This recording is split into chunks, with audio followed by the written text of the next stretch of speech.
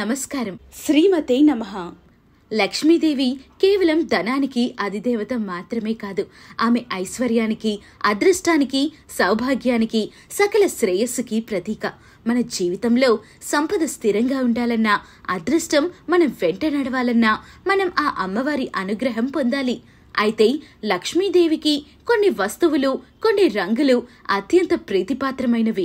ఆ 10 వస్తువులను మనం పూజలో నియమబద్ధంగా సమర్పిస్తే ధనకటాక్షం పక్కా.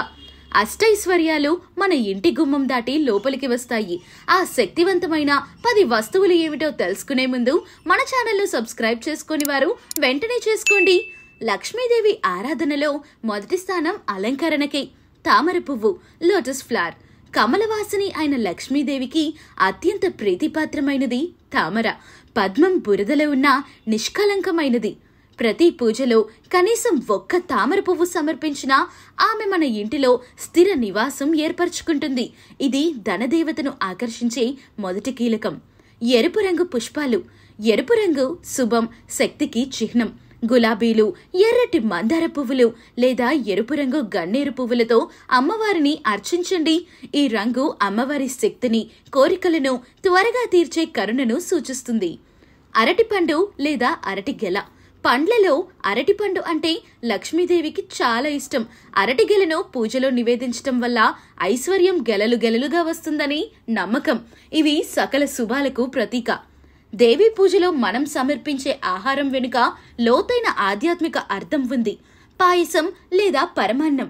లక్ష్మీ పూజలో చక్కెర, పాలు, బియ్యంతో చేసిన పాయసం అత్యంత శ్రేష్టమైనది. పాలు, బియ్యం శ్రేయస్సును సూచిస్తాయి. అమ్మవారికి ఈ నైవేద్యం సమర్పిస్తే మన ఇంట ధాన్యలక్ష్మికి లోటు ఉండదు. చెరకు, షుగర్ కేన్. ముఖ్యంగా దీపావళి, వరలక్ష్మి వ్రతం రోజుల్లో చెరకు గెలను పూజలో ఉంచటం ఆచారం. చెరకు రసం మాధుర్యాన్ని, తీయదనాన్ని సూచిస్తుంది. ఇది జీవితంలో మాధుర్యాన్ని, సంతృప్తిని ఇస్తుంది. కుంకుమ, పసుపు. పసుపు, కుంకుమ సౌభాగ్యానికి, మంగళకరానికి సంకేతాలు. ప్రతి పూజలో అమ్మవారిని అలంకరించటానికి తప్పక వీటిని వాడాలి.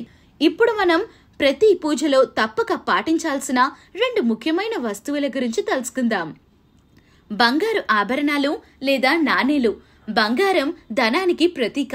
మీ పూజా మందిరంలో బంగారు ఆభరణాలను ఉంచి పూజ చేయటం వల్ల అమ్మవారి అనుగ్రహం స్థిరంగా ఉంటుంది.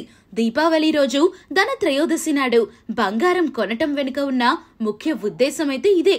ఎరుపు లేదా పసుపు పట్టు వస్త్రం. లక్ష్మీదేవికి పట్టు వస్త్రాలు చాలా ఇష్టం. ముఖ్యంగా ఎరుపు, పసుపు రంగు పట్టు చీర లేదా వస్త్రాన్ని అమ్మవారి విగ్రహం లేదా పటంపై అలంకరించాలి. ఈ వస్త్రాలను శుభ్రంగా ఉంచటం వల్ల దేవి సంతోషిస్తుంది. చివరిగా లక్ష్మీదేవి కటాక్షం పెరగడానికి అత్యంత కీలకమైన, శక్తివంతమైన 2 అంశాలు. పసుపుతో కలిపిన గవ్వలు, కౌరీ షెల్స్.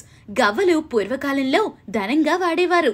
ఈ గవ్వలను పసుపులో కలిపి పూజలో ఉంచి పూజ తరువాత వాటిని మీ ధనపెట్టెలో ఉంచుకుంటే ధనం స్థిరంగా పెరుగుతుంది. ఇది చాలా శక్తివంతమైన తాంత్రిక ఆచారం. శ్రీయంత్రం లేదా లక్ష్మీ పాదుకలు. పూజా స్థలంలో శ్రీయంత్రం లేదా అమ్మవారి పాదుకలను ఉంచి పూజ చేయటం వల్ల ఆ స్థలంలో పవిత్ర శక్తి పెరుగుతుంది. శ్రీయంత్రం సమస్త విశ్వశక్తికి కేంద్రం. దీన్ని నిత్యం ఆరాధిస్తే లక్ష్మీదేవి చంచలత్వం లేకుండా స్థిరంగా ఉంటుంది. చూశారు కదా, ఈ 10 వస్తువులలో మీరు వీలైనన్ని ఎక్కువ వస్తువులను ప్రతి శుక్రవారం లేదా దీపావళి పూజలో తప్పక సమర్పించండి.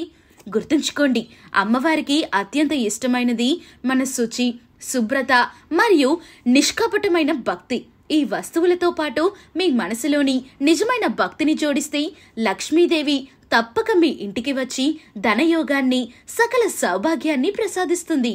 ఈ వీడియో నచ్చితే లైక్ చేసి మీ కుటుంబ సభ్యులకు షేర్ చేయండి. మర్చిపోకుండా సబ్స్క్రైబ్ చేసుకోండి.